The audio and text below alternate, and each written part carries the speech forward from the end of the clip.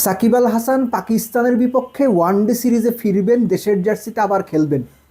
ভুলে যান, সাকিব আল হাসান 2026 সালেও বাংলাদেশে এসে জাতীয় দলের জার্সিতে মাঠে নামতে পারবেন কি না, এটা নিয়ে আমার মধ্যে সিরিয়াস রকমের দ্বিধা তৈরি হয়েছে।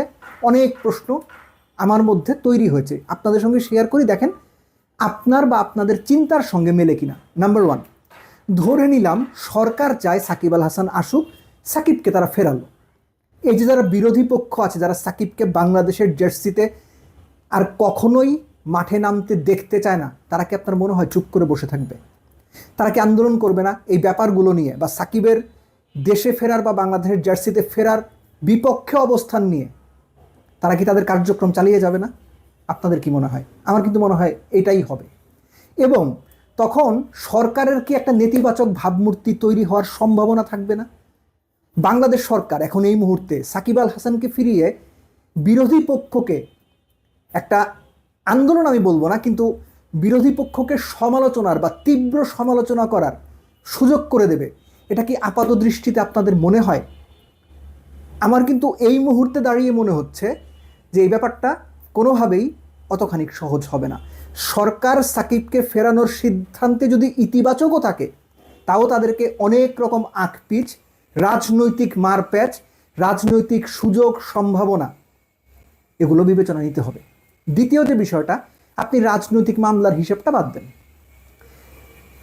চেক জালিয়াতি মামলা, মানি লন্ডারিংয়ের মামলা, এবং সেটাও 200 কোটি টাকার উপরে বোধ হয়, আমার এক্স্যাক্ট ফিগারটা মনে নেই। এরকম আরও অনেকগুলো বিষয়ে সাকিব আল হাসানের বিপক্ষে মামলা আছে। এই মামলাগুলো কি হবে? এই মামলাগুলো তো সাকিব আল হাসানকে এসে আদালতে ফেস করতে হবে নাকি? সরকার কি সেগুলোতেও সাপোর্ট দেবে, নাকি সরকার শুধু রাজনৈতিক মামলাগুলোর ব্যাপারে সাপোর্ট দেবে? এই বিষয়টা নিশ্চিত না হলে সাকিব আল হাসানের ফেরা আদৌ কি নিশ্চিত হয়? সাকিব নিজেও কি ফিরতে চাইবেন বলে মনে হয় আপনাদের? নাম্বার থ্রি, সাকিব আল হাসান বাংলাদেশের জার্সিতে, আমি তর্কের খাতিরে ধরে নিচ্ছি চলতি বছর 2026-এ ফিরবেন। ফেরার পরে তিনি কি 2027 ওয়ানডে যে বিশ্বকাপ, সেই বিশ্বকাপে বাংলাদেশের পরিকল্পনায় আছেন, নাকি শুধুমাত্র সাকিবকে একটা ম্যাচ, দুটো ম্যাচ বা একটা সিরিজ খেলিয়ে জাতীয় দলের জার্সিতে অবসর নেওয়ার সুযোগ করে দেওয়ার জন্যই তাকে ফেরানো হবে? যদি 27 বিশ্বকাপের পরিকল্পনায় সাকিব না থাকেন, তাহলে ওটাও নিশ্চিত করতে হবে, ওইটার ব্যাপারটাও কনফার্ম করতে হবে ক্রিকেট বোর্ডকে, যে না, আমরা সাকিবকে শুধুমাত্র অবসর নেওয়ার সুযোগ করে দেওয়ার জন্যই ফিরিয়েছি। আর যদি 2027 বিশ্বকাপের পরিকল্পনায় সাকিব থাকেন, সেটাও ইনশিওর করতে হবে। সো এই যে অনেকগুলো বিষয় যেগুলো আমি বললাম, এই বিষয়গুলোর কোনোটারই সহজ কোনো সমাধান এই মুহূর্তে আছে আপাত দৃষ্টিতে দেখে মনে হচ্ছে না। হ্যাঁ, বিসিবি বলছে তারা সাকিবকে ফেরাতে চায়, সাকিবের মামলার নথিপত্র মন্ত্রণালয় বা সংশ্লিষ্ট দপ্তরে পাঠানো হয়েছে, সরকার বলছে তারা নমনীয় থাকবে, বা সরকারের পক্ষ থেকে ক্রীড়া প্রতিমন্ত্রী তিনি বলেছেন এই ব্যাপারে তারা নমনীয় থাকবে। কিন্তু নমনীয় থাকা এবং সাকিবকে ফেরানোর ব্যাপারে অল আউট এফোর্ট দেওয়া, দুটোর মধ্যে অনেক পার্থক্য রয়েছে।